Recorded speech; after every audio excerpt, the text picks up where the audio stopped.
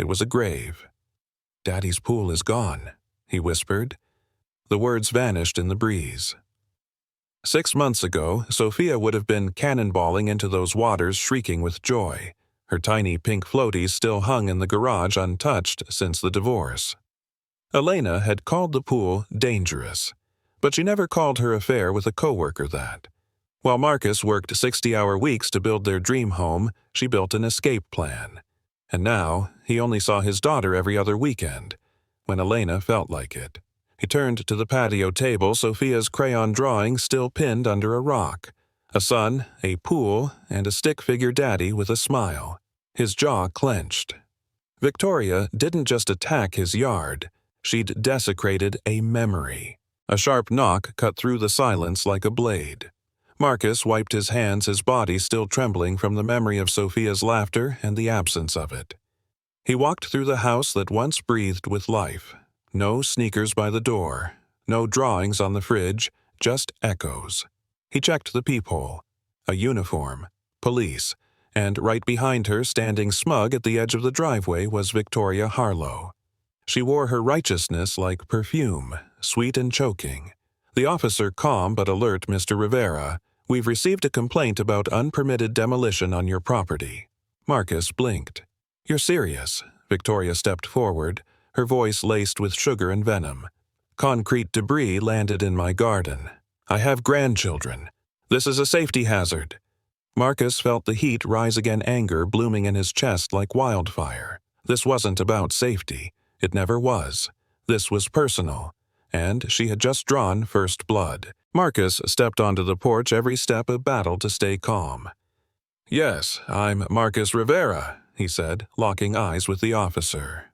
Victoria cut in, her voice shrill with theatrical concern. "He's using heavy machinery without permits. My roses are covered in dust, and God forbid my grandchildren get hurt." Marcus forced a laugh. "There are no grandchildren. You told the HOA last month your daughter wasn't speaking to you." Victoria's smile vanished for a flash. Then came her dagger. "Maybe you should worry less about my family and more about your missing daughter." Silence. Even the officer looked uncomfortable. Marcus's fists clenched, knuckles white. He took a deep breath, but the air burned. She didn't just cross a line. She spit on it. Officer Rodriguez interrupted, neutral but firm. "We'll need to verify demolition permits. If not, work must stop immediately." Marcus nodded slowly. And in that still moment, he stopped grieving and started planning. Marcus didn't speak. Not right away. The officer stood waiting, citation in hand, but his eyes weren't on her. They were on Victoria's smug arms, folded, her jaw slightly lifted like a queen surveying a peasant. But queens bleed too. Inside, Marcus, something cold and ancient shifted. Not rage, not grief. Something quieter, deadlier. Victoria turned to leave, but not before tossing one final grenade over her shoulder. Maybe, if you'd been a better husband or father, you'd still have a family to splash around in that ridiculous pool. That was it.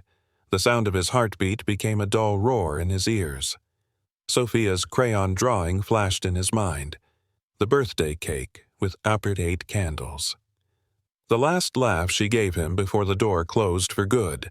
And now, this woman, this stranger, stood on his lawn spitting on ashes. Marcus met the officer's eyes and said calmly, "I'll stop, but not for long." It had begun. The cruiser pulled away, and Victoria strutted back to her house like a cat that had just swatted a wounded bird. Marcus stood motionless on the porch, fingers twitching against his thigh, his mind swirling in a storm of grief and restraint. The silence screamed. Inside, the house felt colder than ever. He walked past the living room where Sophia's stuffed unicorn still sat on the shelf untouched, frozen in time. He poured a glass of water with trembling hands but couldn't bring it to his lips. Instead, he stared at the shattered backyard through the kitchen window. Each crack in the concrete mirrored the fractures in his heart. The therapy sessions with Dr. Martinez came back in fragments. Anger is just grief wearing a disguise. But this wasn't disguise anymore. It was armor. Victoria hadn't just made a mistake. She'd woken a father who had nothing left to lose. And nothing is more dangerous. Marcus sat in the garage that night, bathed in the pale light of a single hanging bulb. Sophia's bicycle leaned against the wall, its pink handlebar streamers motionless. Next to it, a box labeled Dad's Tools sat untouched until now. He opened it slowly like a soldier brushing dust off his sword. A tape measure. Old city zoning maps. And beneath them a thick folder titled County Property Code Revised. It wasn't vengeance, not exactly. It was precision. He picked up the folder, flipped through pages with a surgeon's calm. Setback violations, permitting delays, civil fines. He didn't need revenge. He needed leverage. Then his phone buzzed. A neighborhood group text. Victoria had posted a message. Reminder. Please report any illegal or unsightly behavior to HOA immediately. Some of us care about the value of our homes. Marcus stared at it. And, for the first time in months, he smiled. At 11:43 p.m., Marcus stared at the contact on his phone for a full minute before pressing dial. Jimmy Castellanos. A name soaked in sawdust and concrete buried under a decade of silence. The line rang twice. Then a gravelly voice answered. Marcus? He swallowed the lump in his throat. Yeah. I know it's been a while. Long time. Marcus exhaled. I need a favor. One that involves tape measures, official surveys, and making someone very uncomfortable legally. A pause. Then a quiet chuckle. You had me at legally. They made a plan. Early, precise, by the book. Marcus walked back to the kitchen and placed Sophia's crayon drawing in a frame. Not out of sentiment, out of purpose. He'd leave it in plain sight, as a reminder. Tomorrow, Victoria would wake up believing she'd won. But by dusk, the foundation beneath her kingdom would begin to crack, literally. By 5:30 a.m., Marcus was already dressed in work boots, coffee in hand, standing at the edge of his ruined backyard. The air was still, but something about it felt different, charged like the pause before a thunderstorm. Jimmy's white pickup rumbled into the driveway precisely at 600. He stepped out with a weathered tool belt and the expression of a man who'd seen too many property disputes and won them all. Jesus, Marcus, he muttered, staring at the crater that used to be a pool. Marcus handed him the coffee. I wasn't thinking clearly, but I am now. Jimmy nodded, scanning the perimeter with the eye of a hawk. Within minutes, survey markers were placed, boundary tapes unrolled, and the first measurements began. Marcus moved like a man with purpose, methodical, patient, unshakable. Across the fence, Victoria's blinds twitched. She was watching. Let her. Every inch they measured was a countdown. By 6:45 a.m., Marcus noticed the first ripple of fear. Victoria had stepped onto her patio robe, cinched tightly. Phone in hand, eyes darting between Jimmy's clipboard and the orange flags lining her side of the fence. She called out, trying to sound casual. Morning, Marcus. Everything all right? He looked up slowly. Expression unreadable. Perfect, Victoria. Just making sure the line between mine and yours is crystal clear. Her smile faltered for a split second, then returned forced and brittle. I hope this isn't about yesterday. I was just worried for the neighborhood. Nothing personal. Marcus stepped closer, voice low, calm. Oh, I know. You're all about the neighborhood. Jimmy snapped a laser level across the yard. The red beam landed exactly 18 inches into Victoria's perfectly trimmed flower bed. Jimmy whistled. Looks like someone's been decorating city property. Victoria paled. The soil beneath her empire had shifted, and she felt it. By 8:15 a.m., Jimmy had completed the preliminary survey. He handed Marcus a folder, thick, stamped, and perfectly legal. Official enough for City Hall, Jimmy said, slapping the hood of his truck. Marcus didn't smile. Not yet. He took the documents inside, scanned them, and uploaded everything into a folder labeled Harlow. Violations. Then, with the same calm precision he once used to manage million-dollar construction sites, Marcus filled out 3 official forms. complaint for zoning, setback violation, environmental impact request, anonymous nuisance report. Each one was signed, electronically submitted to different departments, routed to different desks. By the time Victoria sat down to her second cup of tea, 3 city inboxes were flashing with her name. Marcus returned to the patio, watching her through mirrored sunglasses. Across the fence, Victoria giggled on a call, oblivious. She thought this was over, but the paperwork had just begun, and Marcus played long games. 2 days later, a plain white envelope arrived in Victoria's mailbox, stamped in red notice of property violation, City Code 4.17b. At first, she dismissed it until she read the part about mandatory correction, administrative fines, and possible civil litigation. She stormed outside, robe flapping in the wind, face flushed with disbelief. "Marcus," she barked. He looked up from trimming his hedge, wearing earbuds. She yanked them out mid-song. "You filed a complaint." He blinked slowly. "Sorry, couldn't hear over all that community spirit you're known for." Her voice cracked with frustration.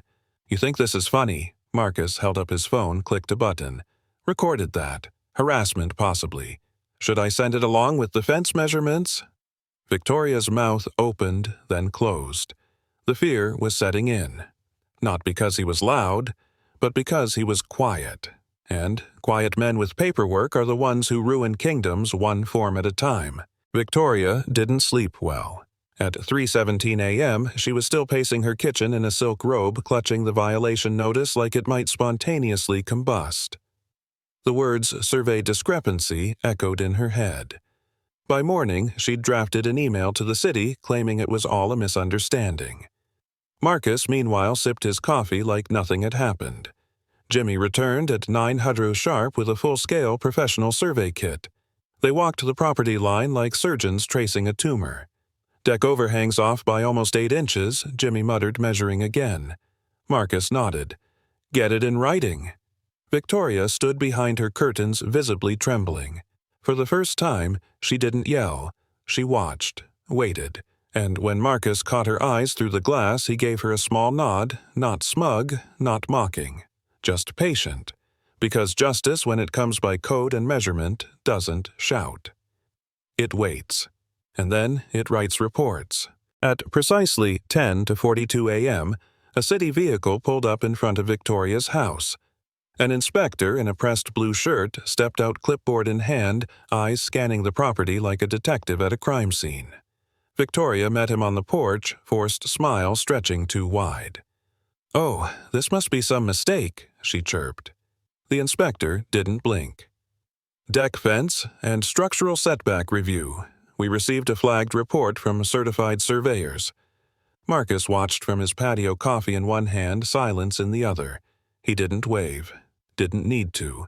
The inspector walked to the boundary, pointed at orange flags and spray-painted lines. Victoria's voice went higher. "This is my land." "We had a survey 3 years ago, unofficial," the inspector replied flatly. "And outside legal tolerance." He jotted something down. Victoria glanced across the fence. Marcus was smiling now, but not out of spite, out of certainty. This wasn't revenge, it was consequence. By early afternoon, Victoria's facade had begun to crack. The inspector spent 30 minutes photographing her deck, noting measurements and marking spots with red chalk. Her voice, once sharp and commanding, was now high-pitched and desperate. "You don't understand. My husband had this built for me. We followed a plan." The inspector simply nodded, unimpressed. "You'll receive the official notice within 10 business days. Structural correction or legal action." She turned, eyes darting wildly across the street. Neighbors had begun watching. Blinds parted, phones recorded. The neighborhood HOA queen was under siege, and the village had gathered to witness. Back on his patio, Marcus scrolled through city ordinances, cross-referencing photos and taking quiet notes. He wasn't celebrating. He was calculating. Victoria had fired the first shot with a phone call. Now every consequence was traced back to that moment. Every permit, every flag, every form was a reply, typed slowly, legally. By 4:00 p.m., Victoria stood barefoot in her backyard staring at the red chalk lines as if they were cracks in her sanity. Her manicured garden, once her pride, now looked like a crime scene. Neighbors whispered behind fences. Even her beloved rose trellis leaned toward Marcus's yard just enough to be suspicious. She dialed her husband Bob 3 times before he finally picked up.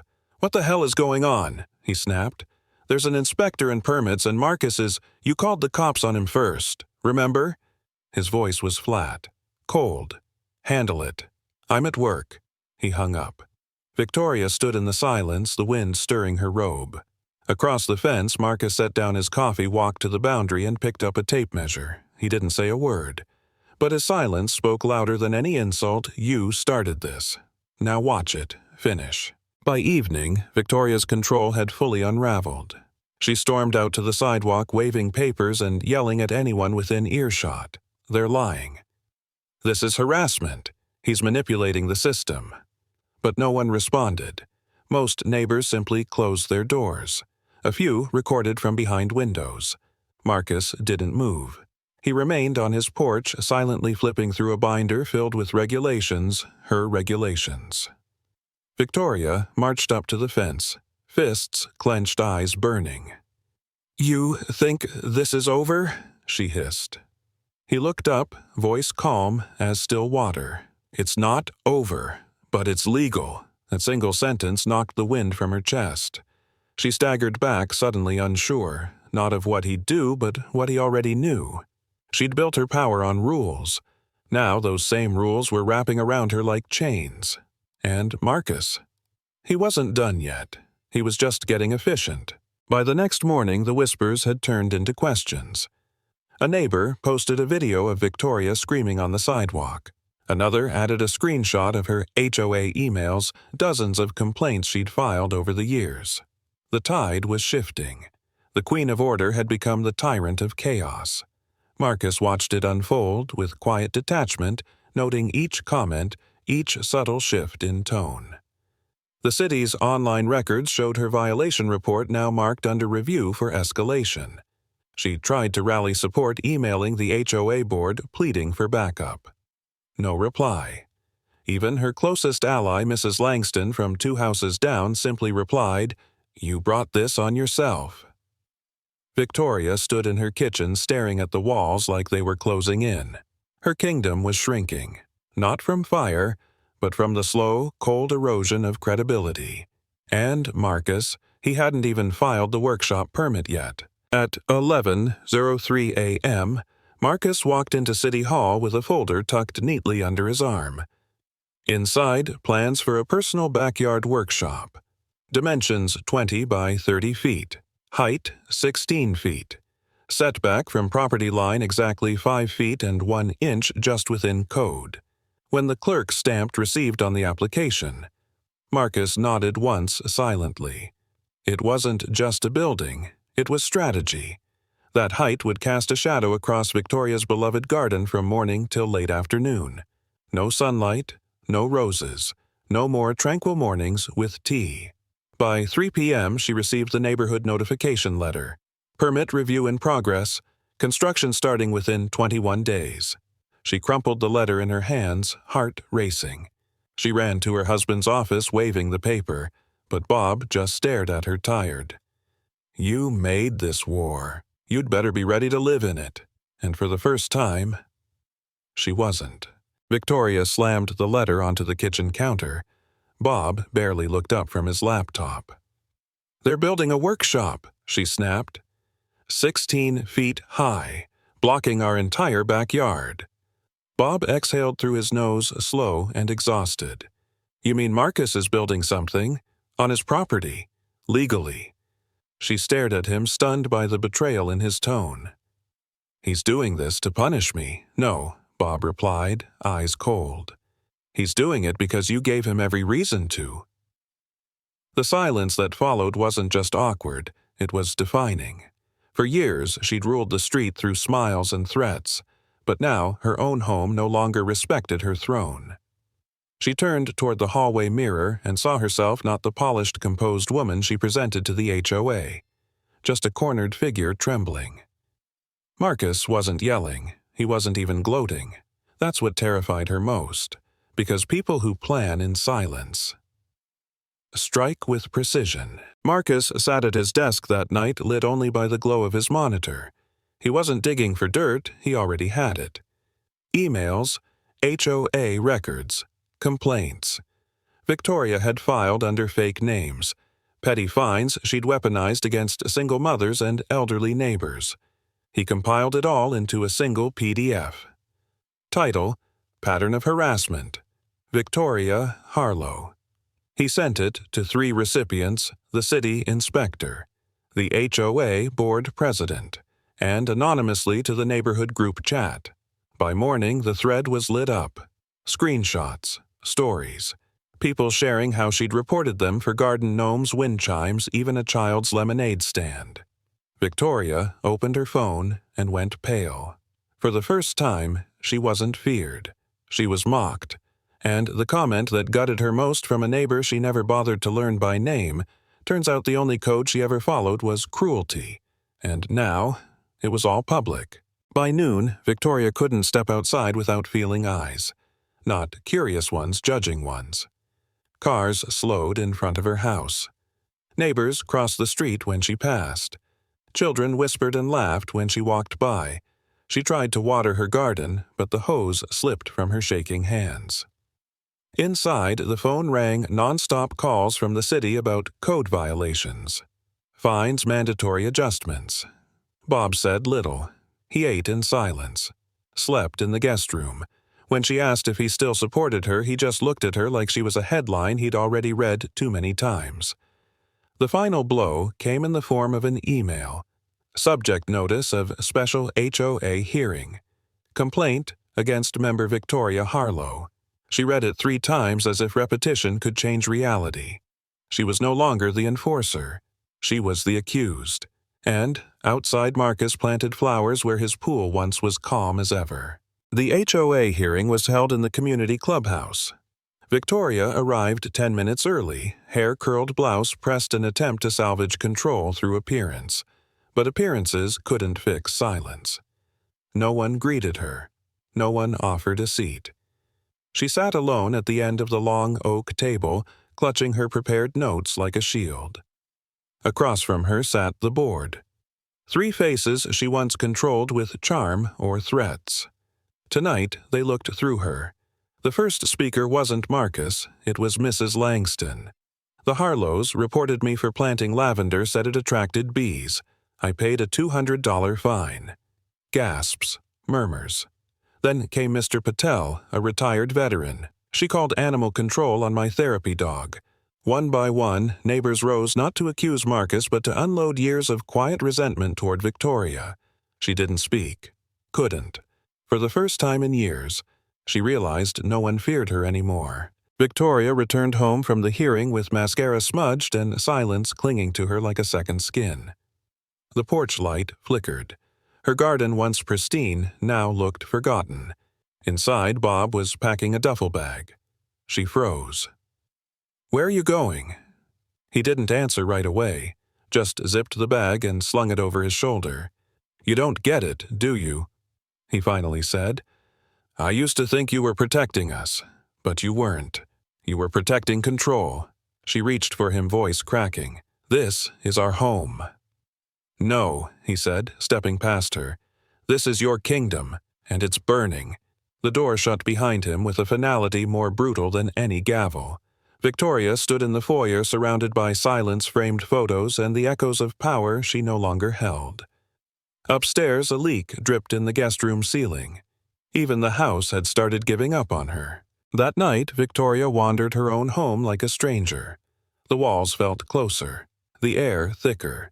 She sat at the kitchen table surrounded by HOA folders, city citations, and unpaid contractor invoices. Her phone buzzed another email. Final warning. Structural violation, pending fines. She didn't open it. She couldn't. Outside, she heard construction begin at Marcus's property. The rhythmic thud of measured progress. Not chaotic, not angry, just steady, purposeful. She peeked through the blinds. Marcus stood by a freshly dug foundation, talking calmly with the crew. No smirk, no gloating, just focus. She closed the blinds, quickly ashamed, not of what he was doing, but of how much she'd underestimated him. And in that moment, Victoria realized something terrifying. Marcus hadn't broken the rules. He'd become the rules, and all she had left were walls, windows, and the sound of everything falling apart one legal inch at a time. At 3:12 a.m., Victoria stood in front of her bathroom mirror, clutching the edge of the sink like it might keep her grounded. Her reflection looked unfamiliar. Tired eyes, brittle hair, a twitch in her cheek she couldn't suppress.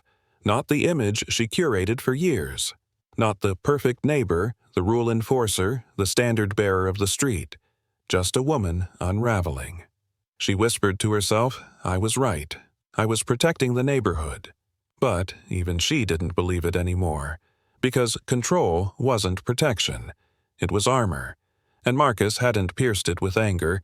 He had dismantled it piece by quiet surgical piece using the same rules she once weaponized. She opened the HOA portal. Her name was now flagged under pending disciplinary action, and her deck marked for forced removal. She looked into the mirror again. No crown, no mask, just a woman learning what justice actually feels like when it knocks on your own door. The construction crew arrived at Victoria's house just after sunrise. Not to build, to dismantle. A city-ordered demolition her deck deemed non-compliant had to be removed within 5 days or face daily fines. Marcus watched from his backyard as the first boards were pried up. The sound wasn't loud, but it echoed like thunder through Victoria's chest. She stood on her patio, arms crossed, pretending to supervise, yet unable to meet the workers' eyes. Neighbors peeked from windows. One jogger slowed down, phone raised discreetly. She was no longer feared. She was spectacle. She tried to speak to the foreman, but he simply said, "City orders, ma'am," and kept drilling. Each plank removed exposed more than wood. It peeled away the illusion of control she'd wrapped herself in for years.